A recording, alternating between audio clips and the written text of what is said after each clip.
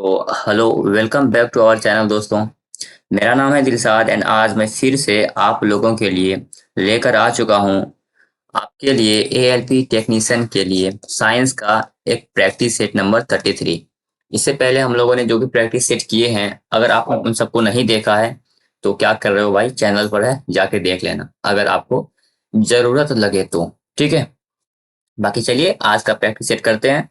आपने क्लिक कर ही दिया है वीडियो पे तो एक चीज और बता दूं, हो सके तो सब्सक्राइब भी कर देना। हो क्यों नहीं सकेगा भाई, आपके पास बिल्कुल आप सब्सक्राइब कर सकते हो अगर आपने नहीं किया है तो। ठीक है, तो मेक श्योर कि आपने सब्सक्राइब कर दिया हो इस चैनल को। ठीक है, लाइक कर देना और स्टार्ट करते हैं अपने पहले क्वेश्चन से। तो पहला क्वेश्चन है the disorder of goiter is, अरे सॉरी सॉरी, आज थोड़ा सा पीपीटी में थोड़ा मिस्टेक है, यहाँ पे ये हिंदी में नहीं है। पता नहीं, मैं तभी शायद ध्यान नहीं रहा, अभी मैं देख रहा हूँ कि क्वेश्चन जो है हिंदी में नहीं है, तो आज आज के लिए मैनेज कर लेना। ठीक है, the disorder of goiter is called due to the deficiency of. पूछ रहा है गोइटर जो है किस बीमारी के, सॉरी किसके कमी से होता है, गोइटर किसके कमी से होता है? Iodine, sodium, potassium, calcium. तो इसका आंसर क्या होगा? गोइटर जो है आयोडीन के कमी से होता है। और देख लेते हैं हम लोग, अगर कैल्शियम का कमी हो जाए तो क्या होता है? कैल्शियम का कमी होता हो जाए तो उसको उसको बोलते हैं हाइपोकैल्सीमिया। क्या बोलते हैं? हाइपोकैल्सीमिया। और यहाँ पे देखना, हाइपो जो है ना वो कमी जब भी आएगा डेफिशिएंसी के लिए, हाइपो वर्ड, हाइपो एक रूट वर्ड की तरह काम करता है। ठीक है, तो कैल्शियम की कमी से हाइपोकैल्सीमिया होता है, और उसी तरह से पोटेशियम की कमी से हो जाता है हाइपोकैलेमिया। हाइपोकैलेमिया। और अगर सोडियम का कमी हो जाए तो उसको बोलते हैं, क्या बोलते हैं? सोडियम की कमी से, सॉरी, उसको बोलते हैं हाइपो नेट्रीमिया शायद बोलते हैं, हाँ। क्या बोलते हैं? Hypo natraemia. सोडियम का कमी हो जाए तो। पीछे एक बार देख लेते हैं, आयोडीन अगर कम हो जाए तो गोइटर हो जाता है, सोडियम कम हो जाए तो हाइपोनेट्रीमिया हो जाता है, पोटेशियम की कमी हो तो हाइपोकैलेमिया हो जाता है, और कैल्शियम की कमी हो तो हाइपोकैल्सीमिया हो जाता है। ठीक है, अगला क्वेश्चन देखते हैं। हु या what are the natural host of Nipah virus? मतलब पूछ रहा है निपा वायरस का होस्ट कौन है, निपा वायरस को किसके कारण फैलता है? फ्रूट बैट्स, बर्ड्स, पिग्स या गोड्स? तो निपा वायरस जो है वो फैलता है ड्यू टू फ्रूट बैट्स, चमगादड़, फल चमगादड़ जो होते हैं, इनके कारण निपा वायरस फैलता है। ठीक है, निपा वायरस और क्या क्या करता है? निपा वायरस के कारण जो है ना इलनेस आता है, कमजोरी, या फिर कमजोरी बोलेंगे ना, क्या बोलते हैं, इल मतलब बीमार। तो बीमारी होता है। ठीक है, कौन सा किसमें इलनेस होता है? ये इलनेस हो जाता है पिग में और पीपल में, इन दोनों में निपा वायरस जो इलनेस कॉज करता है। और ये अटैक करता है एक टाइप से, मतलब डैमेज कर देता है हमारे ब्रेन को। इसको बोलते हैं इंसेफ्लाइटिस। क्या बोलते हैं? इंसेफ्लाइटिस। ये एक ब्रेन का बीमारी का नाम है जिसमें क्या होता है, स्वेलिंग ऑफ द ब्रेन हो जाता है, स्वेलिंग इन ब्रेन। चलिए, तो इतना सारा काफी था, एक बार फिर से रिकॉल कर लेते हैं। निपा वायरस का जो होस्ट होता है, नेचुरल होस्ट क्या होता है? चमगादड़ होता है, फल चमगादड़। और निपा वायरस के कारण होता क्या है? इलनेस हो जाता है, किसमें? पिग में और पीपल में। निपा वायरस डैमेज करता है हमारे ब्रेन को। क्या करता है? ब्रेन में स्वेलिंग आ जाता है, ब्रेन में सूजन आ जाता है, जिसको बोलते हैं इंसेफ्लाइटिस बोलते हैं। क्या बोलते हैं? इंसेफ्लाइटिस।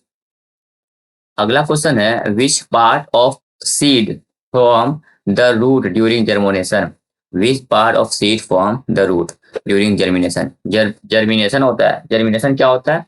वो जर्मिनेशन उस प्रोसेस को बोलते हैं जब आपका जो सीड है, सीड से छोटा छोटा पौधा निकल रहा होता है ना, उसको क्या बना दिया भाई, सॉरी, बहुत गंदा बन गया। हाँ, तो ऐसे एक सीड है, तो सीड से ऐसे निकलता है ना, यहाँ पे पत्ता वत्ता निकल रहा है अभी, एक ही दो को पत्ता निकलेगा इसको। ये सीड से जो नया नया जो सीड से पत्ता निकलता है, पेड़ निकलता है, सॉरी क्या बोलेंगे उसको, छोटा सा जो निकलता है ना सीड से, उसको जर्मिनेशन प्रोसेस बोलते हैं। तो यहाँ पूछ रहा है कि which part of seed form root during germination? इस सीड का जो कौन सा पार्ट होगा जो रूट ये करेगा, जिसमें रूट बनता है? प्लूम्यूल, और उसके बाद ये है कोटिलेडन, एपिकोटाइल या रेडिकल। तो कौन सा पार्ट है जहां से आपका रूट निकलता है? तो उसका आंसर हो जाएगा क्या उसका आंसर हो जाएगा रेडिकल। क्या आंसर हो जाएगा? रेडिकल से जो है आपका रूट जर्मिनेट करता है। और इसमें हम लोग क्या क्या देख सकते हैं, और यहाँ पे प्ल्यूम्यूल जो है ना, यहाँ ये जो प्ल्यूम्यूल है, इसको जैसे स्टेम है ना, इसको प्ल्यूम्यूल बोलते हैं। एक छोटा सा पौधा का जो स्टेम होता है, इसको प्ल्यूम्यूल बोलते हैं। और कोटिलेडन क्या होता है, इसमें जैसे बहुत छोटा सा ये सीड जो आया ना, ये जो सीड आया इसको, सॉरी सीड नहीं, लीफ जो आया ना, इसको कोटिलेडन बोलते हैं। बाकी आपको यहाँ पे ध्यान रखना है, रेडिकल जो है आपका रेडिकल में ही ये निकलता है, जड़ निकलता है, रूट। अगला है name the process by which is a single cell divides itself into two halves. उस प्रोसेस का नाम बताइए जिसमें क्या होता है, एक सिंगल सेल बराबर भागों, सॉरी दो बराबर भागों में बढ़ जाता है। उसको क्या बोलते हैं? Singular fusion, double fusion, multiple fusion या बाइनरी फ्यूजन। तो उसको बोलते हैं हम लोग बाइनरी फ्यूजन। क्या बोलते हैं? बाइनरी फ्यूजन बोलते हैं। इसका कुछ कुछ एग्जांपल देख लेते हैं। ये बाइनरी फ्यूजन आपको देखने को मिल जाएगा बैक्टीरिया में, और कहाँ पे देखने को मिलेगा? अमीबा में भी आपको देखने को मिल जाएगा बाइनरी फिजन। मतलब क्या? एक सिंगल सेल था जो कि बाद में यहाँ पे से टूट टूट के दो गो सेल बन गया, तो बाइनरी फिजन बोलते हैं, जो कि आपको देखने को मिलेगा एक बैक्टीरिया में, एक अमीबा में। चलिए, अगर सेशन पसंद आ रहा है तो लाइक कर देना, अगर नहीं किया है तो। बाकी मुझे पता है आप लोगों ने लाइक तो कर ही दिया होगा। क्वेश्चन नंबर 5 है the energy currency of the cell is called. Cell का जो एनर्जी करेंसी है उसको क्या बोलते हैं? AMP, ATP, DNA, RNA. इसका आंसर हो जाएगा एटीपी। एटीपी का फॉर्मेशन कहाँ पे होता है? माइटोकॉन्ड्रिया में होता है, माइटोकॉन्ड्रिया में। और माइटोकॉन्ड्रिया को क्या बोलते हैं? Mitochondria is also known as power house of cell. क्या बोलते हैं? Power house of cell. ये करता क्या है? ये करता है आपका एनर्जी का फॉर्मेशन। एनर्जी यहीं पे बनता है, इसीलिए इसको पावर हाउस ऑफ सेल भी बोलते हैं। और क्या, ये जो एटीपी बनता है ना, ये एटीपी बना जो बनता है, ये बनता है आपका इनर पार्ट ऑफ माइटोकॉन्ड्रिया से। इनर पार्ट ऑफ माइटोकॉन्ड्रिया से एटीपी बनता है। अच्छा, बहुत बार आपसे एटीपी का फुल फॉर्म पूछ लिया जाता है, तो ये ध्यान रखना आपका। एटीपी का फुल फॉर्म होता है adenosine, adenosine triphosphate. Adenosine triphosphate जो है एटीपी का फुल फॉर्म है। और इसके बारे में क्या पूछ सकता है? हाँ, एक बार पूछा था माइटोकॉन्ड्रिया का डायामीटर क्या होता है, व्यास क्या होता है। ध्यान रखना, 0.5 से 1 माइक्रोमीटर का होता है, ये भी आपको ध्यान रखना है। तो यहाँ पे हम लोग एक बार फटाक से देख लेते हैं क्या क्या पढ़े। सेल एनर्जी, एक कोशिका का एनर्जी क्रेडिट किसको बोलते हैं? सेल का एनर्जी करेंसी बोलते हैं एटीपी को। एटीपी का फॉर्मेशन कहाँ पे होता है? माइटोकॉन्ड्रिया में होता है। माइटोकॉन्ड्रिया में क्या होता है? एनर्जी का फॉर्मेशन होता है। अच्छा, एनर्जी का फॉर्मेशन होता है, ठीक है, इसलिए इसको पावर हाउस ऑफ सेल बोलते हैं। एटीपी जो बनता है यानी एनर्जी जो बनता है वो इनर पार्ट में बनता है। माइटोकॉन्ड्रिया का डायमीटर यानी व्यास जो होता है 0.5 से 1 माइक्रोमीटर होता है। एटीपी का फुल फॉर्म क्या है? तो adenosine triphosphate. Adenosine triphosphate ATP का फुल फॉर्म है, ठीक है। चलिए अगला देखते हैं। लिखा हुआ है -273 degree centigrade temperature is equal to, -273 degree centigrade किसके बराबर है? 173 केल्विन, 23 केल्विन, 100 केल्विन या 0 केल्विन के। तो इसका आंसर हो जाएगा 173 डिग्री, सॉरी -273 डिग्री सेंटीग्रेड जो है वो आपका 0 केल्विन के बराबर होता है। तो इसका आंसर हो जाएगा 6 का डी। चलिए अगला देखते हैं। Which of the following element has a maximum density. देखो, सबसे ज्यादा डेंसिटी किस में है? मरकरी, प्लेटिनियम, लेड या ऑस्मियम। तो दो क्वेश्चन बनता है इससे। एक तो मैक्सिमम डेंसिटी, किस एलिमेंट का मैक्सिमम डेंसिटी है, और एक होगा आपका मिनिमम डेंसिटी, किस एलिमेंट का मिनिमम डेंसिटी है। तो मैक्सिमम डेंसिटी आपका जो है ऑस्मियम का है, ठीक है, और मिनिमम डेंसिटी आपका हाइड्रोजन का है। ध्यान रखना, मैक्सिमम डेंसिटी ऑस्मियम का, और मिनिमम डेंसिटी जिसको कि लोवेस्ट डेंसिटी बोलते हैं, सॉरी मिनिमम बोलना सही नहीं रहेगा, लोवेस्ट डेंसिटी आपका किसका है? हाइड्रोजन का है। अच्छा, ऑस्मियम का आपको एटॉमिक नंबर याद रखना है 76। इसका एटॉमिक नंबर तो 1 होता है, जो कि सबको पता होगा, ठीक है। चलिए अगला देखते हैं। What is the chemical formula of common salt.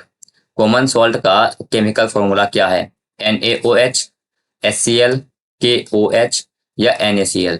तो NaCl is the formula of common salt, sodium chloride. ठीक है, कॉमन सॉल्ट को सोडियम क्लोराइड बोलते हैं। और क्या, चलो इसमें तो कुछ खास है नहीं। अगला क्वेश्चन देखते हैं। The chemical formula for lime water is, lime water के लिए जो केमिकल फॉर्मूला है वो क्या है? CaCl2, CaCO3, CaOH whole twice या CaOH। तो लाइम वाटर का जो आपका केमिकल फॉर्मूला है वो होता है CaOH होल टू। क्या होता है? CaOH whole two. अच्छा, यहाँ पे मैं कुछ कुछ इंपॉर्टेंट जो है एक बता ही देता हूँ। एक होता है, पूछा जाता है आपका कैल्शियम हाइपोक्लोराइड, जिसको कि हम लोग, इसका कॉमन नेम है ब्लीचिंग पाउडर के नाम से जानते हैं, और हिंदी वाले से विरंजक चूर्ण के नाम से जानते हैं, ब्लीचिंग पाउडर का। इसका काम कहाँ होता है? टेक्सटाइल इंडस्ट्री में होता है और प्यूरिफिकेशन ऑफ वाटर में होता है।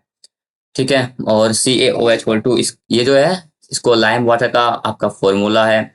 साथ में CaOH, और नहीं नहीं, और हमको बताना था, ये CaCO3, कैल्शियम कार्बोनेट, ये जो है आपका मार्बल, मार्बल हो गया, फिर आपका चौक हो गया,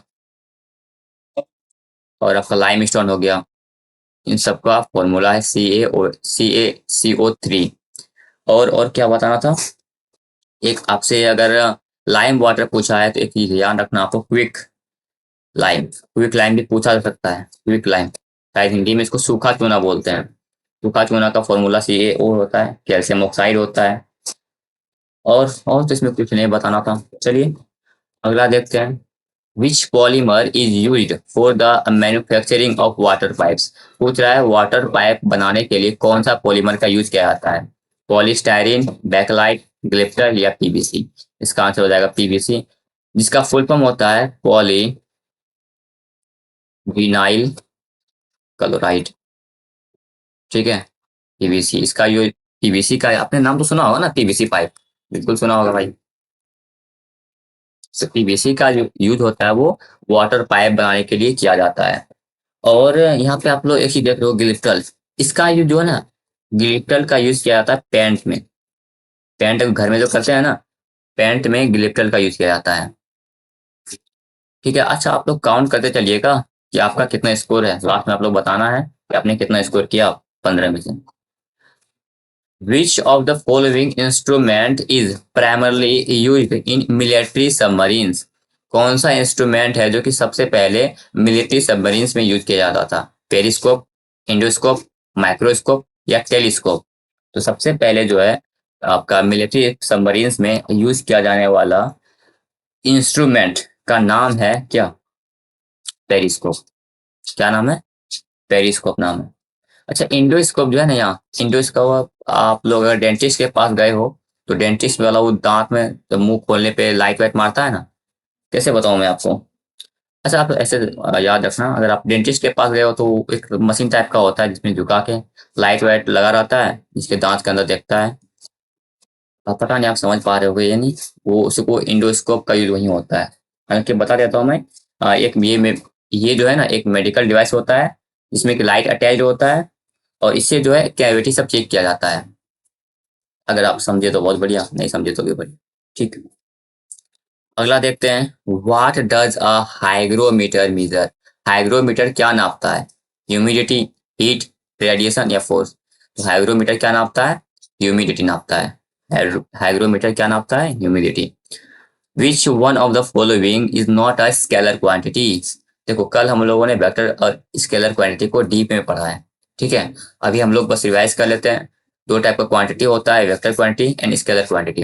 वेक्टर क्वांटिटी में क्या होता है? मैग्नीट्यूड एंड डायरेक्शन दोनों होता है, और स्केलर क्वांटिटी में सिर्फ मैग्नीट्यूड होता है। तो यहाँ पे कल हम लोगों ने आपका वेक्टर का जो है क्या एग्जाम्पल्स देखा था, तो आज हम लोग स्केलर के एग्जाम्पल देख लेते हैं। लेकिन स्केलर के एग्जाम्पल देखने से पहले इस क्वेश्चन का आंसर कर लेते हैं कि कौन सा स्केलर क्वांटिटी नहीं है। टाइम, स्पीड, फोर्स या डिस्टेंस। तो देखो, आप लोग को पता होगा कि बल जो हम लोग लगाते हैं तो उसमें एक दिशा भी होता है ना। अब ऐसा थोड़ी, यहाँ पे अगर बल लगाते हैं उसमें एक दिशा होता है। तो फोर्स जो है एक वेक्टर क्वांटिटी है। बाकी अब स्केलर क्वांटिटी के कुछ एग्जाम्पल्स देख लेते हैं। सबसे पहले तो डिस्टेंस हो गया, फिर आपका हो जाएगा स्पीड, फिर हो जाएगा मास दैट इज द्रव्यमान, फिर टेम्परेचर मतलब ताप, फिर एनर्जी मतलब ऊर्जा, फिर आपका वर्क मतलब कार्य, और आपका वॉल्यूम हो गया, और आपका क्या हो सकता है, एरिया हो सकता है, और भी बहुत सारे एग्जांपल्स हैं। ये सब आपके स्केलर क्वांटिटी के एग्जांपल्स हैं। ठीक है, अगला क्वेश्चन देखते हैं। X rays were discovered by, X rays के बारे में भी हम लोगों ने कल पढ़ा था क्या, कि एक्स रेज जो है, क्या पढ़ा था, एक्स रेज एक इलेक्ट्रोमैग्नेटिक वेव है। एक्स रे जो है इलेक्ट्रोमैग्नेटिक वेव है। इलेक्ट्रोमैग्नेटिक वेव कहने का क्या मतलब है, इसमें जो है, ये इसके अंदर आपका इलेक्ट्रिक फील्ड भी होगा एंड मैग्नेटिक फील्ड भी होगा। और एक्स रेस का यहाँ पे पूछा है डिस्कवर किसने किया था, न्यूटन ने, डब्ल्यू रोएंजन ने, हेनरी बैक्वेरल ने, या मार्कोनी ने। अगर आपने कल का क्लास किया है तो आपको इसका आंसर पक्का पता होगा कि इसका जो डिस्कवर किया था ना, वो डब्ल्यू रोएंजन जी ने किया था। और इसके बारे में क्या पढ़ सकते हैं, और इसके बारे में तो कुछ नहीं पढ़ना है, बाकी हम लोग कल पढ़ चुके हैं उसके बारे में। मार्कोनी ने डिस्कवर किया था, मार्कोनी ने जो है खोजा था, क्या बोलते हैं उसको, रेडियो, रेडियो बनाया था मार्कोनी ने। ठीक है, और हेनरी बैक्वेरल जी ने, इसने क्या किया था, इसने रेडियो एक्टिविटी डिस्कवर किया था, रेडियो एक्टिविटी, रेडियो एक्टिविटी को डिस्कवर किया था। बाकी एक बच गया न्यूटन, न्यूटन जी ने क्या किया था, आइजैक न्यूटन ने वो से एक तो ई बराबर एमसी स्क्वायर दिया था, और थ्योरी ऑफ रिलेटिविटी दिया था। अरे यार गर्मी लग रहा है, चलो ठीक है। अगला देखते हैं, the law of gravitation, theory of relativity Newton ने नहीं दिया था, सॉरी मैंने गलत बता दिया, वो दिया था आपका आइजैक न्यूटन ने। ठीक है, द लॉ, यहाँ पे लिख देता हूँ मैं पहले, थ्योरी ऑफ रिलेटिविटी, रिलेटिविटी ये आपका आइजैक न्यूटन जी ने दिया था। अच्छा, law of gravitation was given by, law of gravitation किसने दिया था, लॉ ऑफ ग्रेविटेशन किसने दिया था, चलिए इसके बारे में हम लोग बाद में देखते हैं, पहले हम लोग देख लेते हैं गैलीलियो गैलीली जो है, गैलीलियो गैलीली, इसका आंसर तो हम लोग करेंगे ही। इसको बोलते हैं फादर ऑफ मॉडर्न फिजिक्स, क्या बोलते हैं, फादर ऑफ मॉडर्न फिजिक्स बोलते हैं गैलीलियो गैलीली को। और गैलीलियो गैलीली को हम लोग क्यों याद रखते हैं, क्योंकि इसने टेलीस्कोप खोजा था, टेलीस्कोप बनाया था। ठीक है, और अल्बर्ट आइंस्टाइन को हम लोग नाम इसका याद रखते हैं, मैं कंफ्यूज हो रहा हूँ भाई, कंफ्यूज कंफ्यूज भाई, कंफ्यूजन हो रहा है, ये यहाँ का नहीं है। आज थोड़ा सा आज क्या हुआ ना कि पावर पॉइंट जो है मेरा, ये पावर पॉइंट खुल नहीं रहा था, तो इसको मैंने फिर से लाइसेंस की सब फिर से लिया, जिसके कारण थोड़ा सा दिमाग इधर उधर चला गया है। थ्योरी ऑफ रिलेटिविटी दिया था आपका इसने, अल्बर्ट आइंस्टाइन ने। ठीक है, थ्योरी ऑफ रिलेटिविटी दिया था आपका अल्बर्ट आइंस्टाइन ने। और चार्ल्स डार्विन इसने दिया था थ्योरी ऑफ नेचुरल सिलेक्शन, यहाँ पे लिख देता हूँ, थ्योरी ऑफ नेचुरल सिलेक्शन, ये आपका चार्ल्स डार्विन जी ने दिया। बाकी ग्रेविटेशनल लॉ जो दिया था आपका आइजैक न्यूटन ने दिया था। पैर वाला बात है, सेब जो नीचे गिर रहा था, तो ये मैं भूल जो भी था। चलो इसका आंसर हो जाएगा 15 का ए। बाकी आज का क्लास थोड़ा सा डिस्टर्ब भरा रहा। आप लोग बताइएगा कि आपने कितना स्कोर किया 15 में से। बाकी अगर पीडीएफ चाहिए तो टेलीग्राम पे ज्वाइन कर लेना, और सब्सक्राइब नहीं किया तो सब्सक्राइब कर लेना, वीडियो को लाइक कर देना, दोस्तों के साथ शेयर कर देना। ठीक है, और ऐसे ही टेस्ट सीरीज को फॉलो करने के लिए, ऐसे ही क्या बोलेंगे, मॉक फॉर्मेट को लगाने के लिए हमारे चैनल को ज्वाइन कर सकते हो। ठीक है, इसको यहाँ पे इन करते हैं।